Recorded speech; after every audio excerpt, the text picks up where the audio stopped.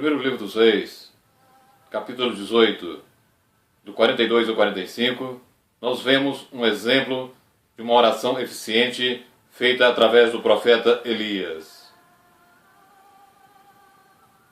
Primeiro Reis 18, do 42 ao 45, nos diz: Elias subiu ao monte do Carmelo e se inclinou por terra, e meteu o seu rosto entre os joelhos. E disse ao seu moço: sobe agora e olha para a banda do mar. E subiu e olhou e disse: não há nada. Então disse ele: torna lá 7 vezes. E aconteceu que a 7ª vez disse: eis aqui uma pequena nuvem, como a mão de um homem, subindo do mar. Então disse ele: sobe e dize a Acabe: aparelha o teu carro e desce, para que a chuva não te apanhe. E sucedeu que, entretanto, os céus se enegreceram com nuvens e vento, e veio uma grande nuvem, e Acabe subiu ao carro e foi para Jezreel.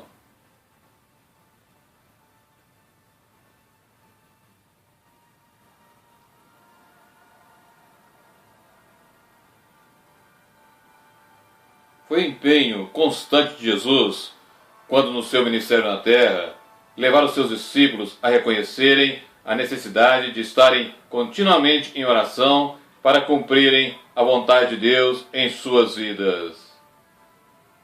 No Evangelho de Lucas 18, do 1 ao 8, o Senhor nos ensina sobre o dever de orar sempre e nunca desfalecer. Pois a oração é uma comunicação indispensável e essencial entre o cristão e o Senhor. Ela é descrita na Bíblia como invocar a Deus, invocar o nome do Senhor, chamar ao Senhor, levantar nossa alma ao Senhor, buscar ao Senhor, chegar perto de Deus e aproximar-se do trono da graça com confiança. Como nos ensina Hebreus 4:16. Cheguemos, pois, com confiança ao trono da graça, para que possamos alcançar misericórdia e achar graça, a fim de sermos ajudados em tempo oportuno. As Sagradas Escrituras apresentam inúmeros motivos claros para o povo de Deus orar. Em primeiro lugar, o próprio Deus ordena que o cristão ore. E o mandamento para orarmos vem através dos salmistas, dos profetas, dos apóstolos e do próprio Senhor Jesus, como afirmei no início. Deus deseja muito a comunhão com os seus. E mediante a oração, nós mantemos o nosso relacionamento com Ele. E é também através de uma oração constante, profunda e perseverante que nos tornamos capazes de receber a presença e o poder de Deus. Jesus, por exemplo, prometeu aos seus discípulos que eles receberiam o Espírito Santo se perseverassem em pedir, buscar e bater à porta do seu Pai Celestial. Como nós lemos em Lucas 11, do 5 ao 13. Por isso, depois da ascensão de Cristo, seus discípulos reunidos permaneceram em constante oração até o Espírito Santo ser derramado com poder no dia de Pentecostes. Como lemos no livro de Atos, capítulo 2, do 1 ao 4. Quando os apóstolos se reuniram, após serem libertos da prisão pelas autoridades judaicas, eles oraram intensamente para que o Espírito Santo lhes concedesse ousadia e autoridade divina para pregarem a palavra de Deus. Atos 4:31. O apóstolo Paulo frequentemente pedia oração em seu próprio favor, sabendo que a sua obra não prosperaria se os cristãos não orassem por ele. E Tiago, em sua carta, declara sem sombra nenhuma de dúvida que o cristão pode receber a cura física em resposta à oração da fé. Tiago 5, 14 e 15. Em certo sentido, Deus se limita às orações santas de fé e incessantes do seu povo. Muitas coisas não serão realizadas no reino de Deus se não houver a oração intercessória dos cristãos. Como por exemplo, Deus quer enviar obreiros para evangelizar. E Cristo ensina que tal obra não será levada a efeito dentro da plenitude do propósito de Deus sem as orações do seu povo. Isso ele diz quando se dirige aos seus discípulos em Mateus 9, 38, dizendo o seguinte: rogai, pois, ao Senhor da seara que mande ceifeiros para a sua seara. Em outras palavras, o poder de Deus para cumprir muitos dos seus propósitos é liberado somente através das orações contritas do seu povo, em favor do seu reino. A primeira carta de João, capítulo 5, versículo 14, nos mostra que uma oração só poderá ser eficaz se for feita segundo a perfeita vontade de Deus. 1 João 5,14. E esta é a confiança que temos nele, que se pedirmos alguma coisa segundo a sua vontade, ele nos ouve. Uma das petições da oração modelo de Jesus, o Pai Nosso, confirma este fato, conforme nós lemos em Mateus 6, 10. Seja feita a tua vontade, tanto na terra como no céu.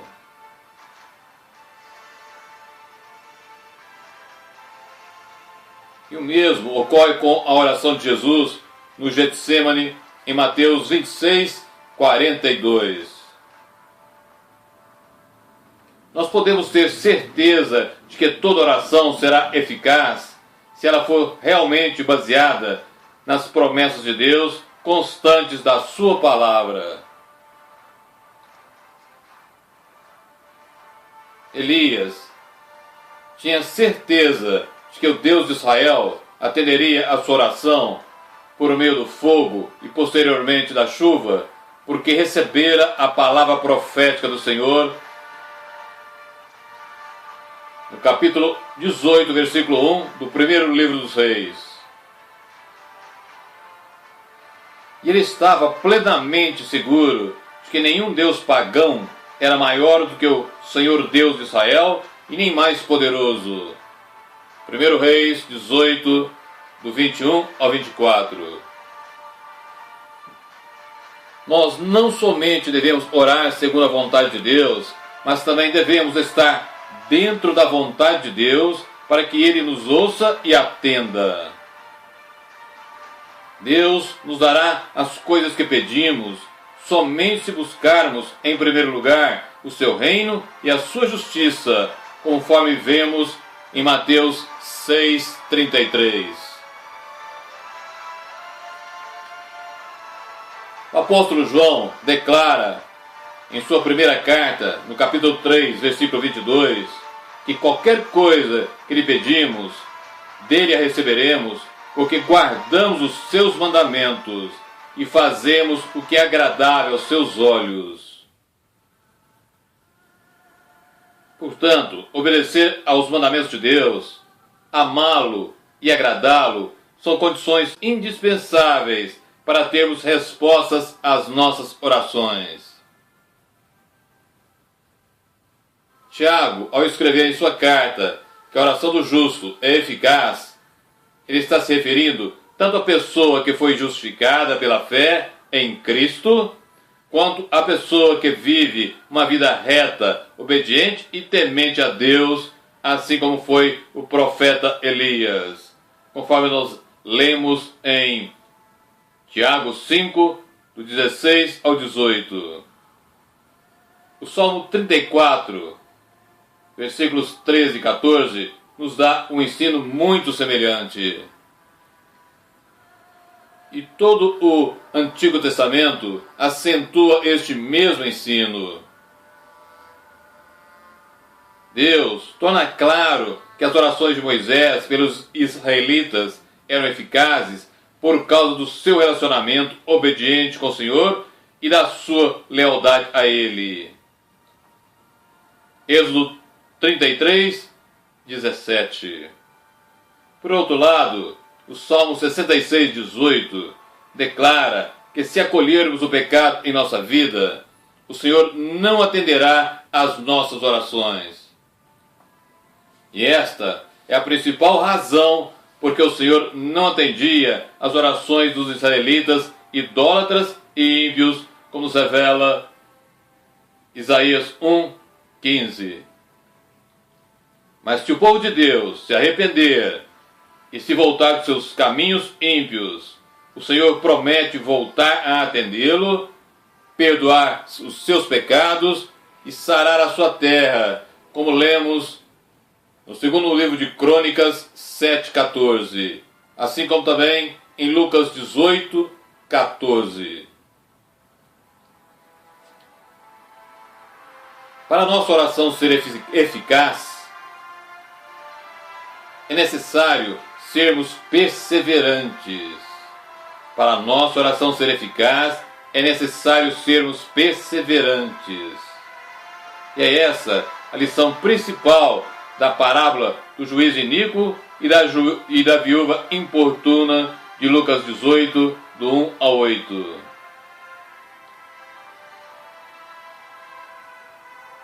A instrução de Jesus: pedi e dar-se-vos-á, buscai e encontrareis, batei e abrir-se-vos-á, em Mateus 7, 7 e 8, e Lucas 11, 9 e 10, ensina a perseverança na oração. Jesus ensina a perseverança na oração.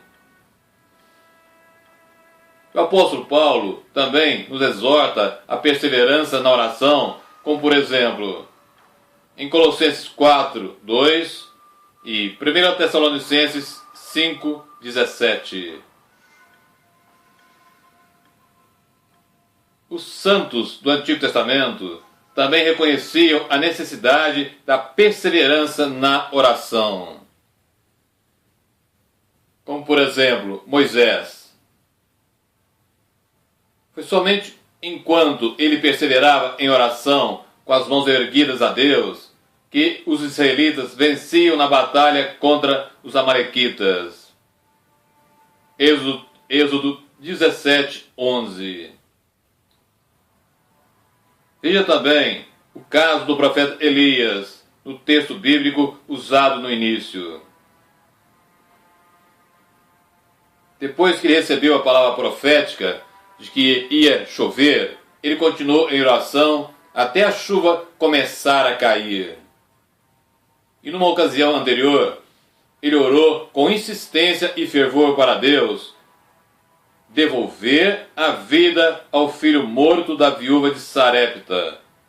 E ele fez isso até que a sua oração foi atendida, como nós podemos ler no primeiro livro de Crônicas 17, do 17 ao 23.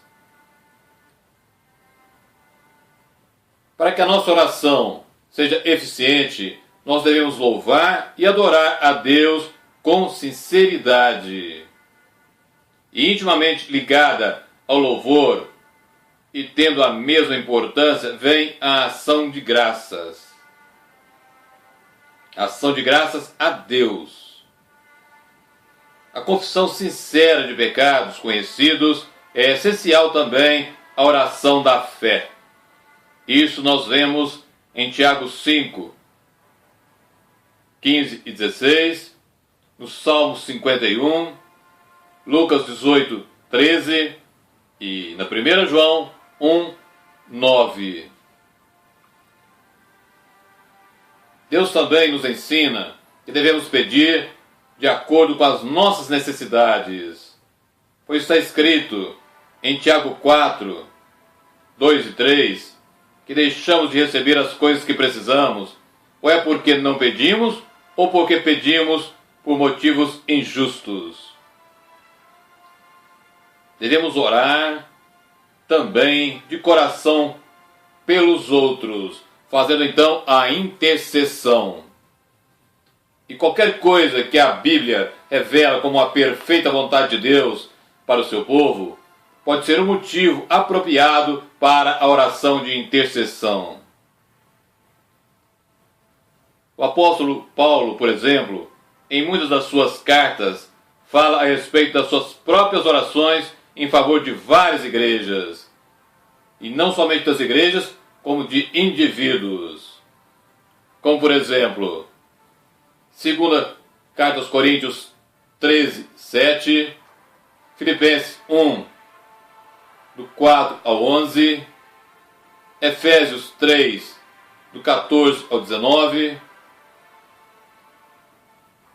e ao mesmo tempo, ele também pede as orações das igrejas por ele, pois ele sabe que somente através dessas orações é que o seu ministério terá plena eficácia. Jesus enfatiza muito a sinceridade do nosso coração, pois não somos atendidos na oração simplesmente pelo nosso falar de modo vazio, como nós lemos em Mateus 6, 7. Nós podemos orar em silêncio ou em voz alta. Podemos orar com nossas próprias palavras ou usando palavras diretas das Sagradas Escrituras. Podemos orar com a nossa mente ou podemos orar através do Espírito Santo, ou seja, em línguas, como nos revela a primeira carta aos Coríntios, capítulo 14, do 14 ao 18. Podemos, inclusive, orar através de gemidos, isso é, sem usar qualquer palavra humana, quando o Espírito de Deus intercede por nós com gemidos inexprimíveis, como nos mostra Romanos 8, 26 e 27.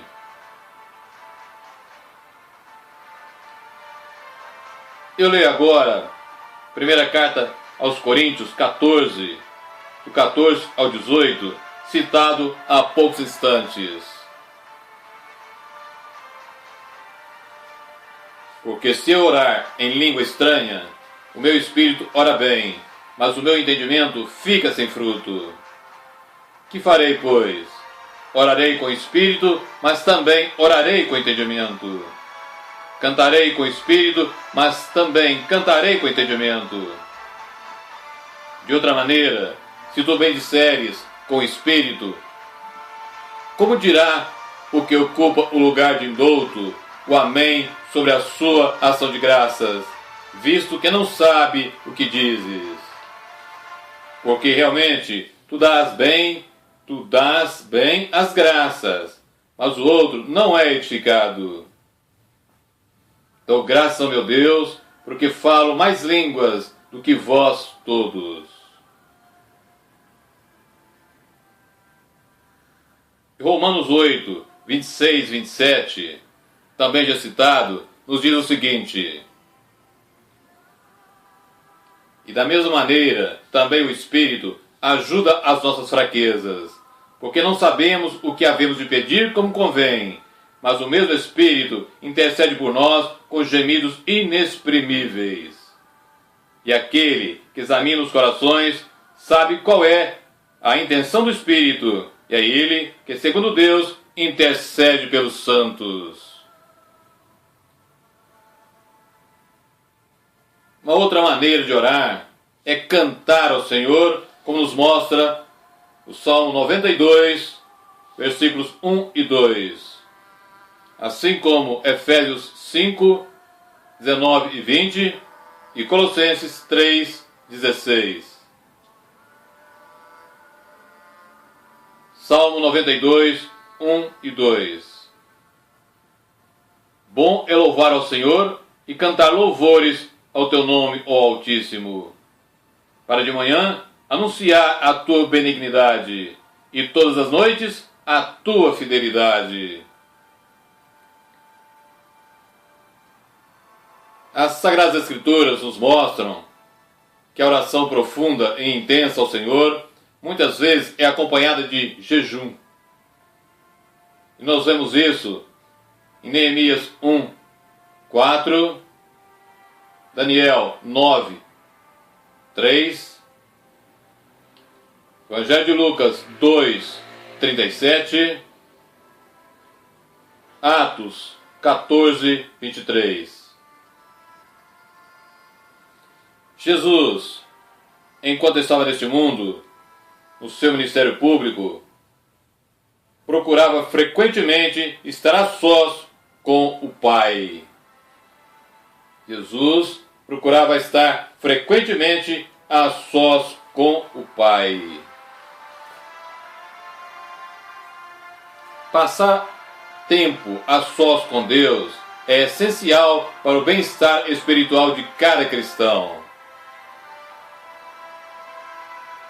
Devemos estar continuamente conscientes de que a falta de oração individual ao nosso Pai Celestial é um sinal inconfundível de que a vida espiritual dentro de nós está em declínio. Quando nós faltamos com a oração individual ao nosso Pai Celestial, isso é um sinal inconfundível de que a vida nossa espiritual está em declínio. E se assim acontecer, devemos rejeitar tudo que ofende ao Senhor e renovar nosso compromisso de perseverar em buscá-lo e a sua graça salvífica. Pois nenhum conhecimento é tão importante para o cristão como a certeza de que tem a vida eterna. Eu repito, pois nenhum conhecimento é tão importante para o cristão como a certeza de que tem a vida eterna. Então, diante disso, todo cristão professo deve examinar a si mesmo para ver se a sua salvação é uma realidade presente. Veja o que diz sobre isso a segunda carta aos Coríntios, capítulo 13, versículo 5. Examinai-vos a vós mesmos, se permaneceis na fé. Provai-vos a vós mesmos. Ou não sabeis, quanto a vós mesmos, que Jesus Cristo está em vós? Se não é que já estáis reprovados.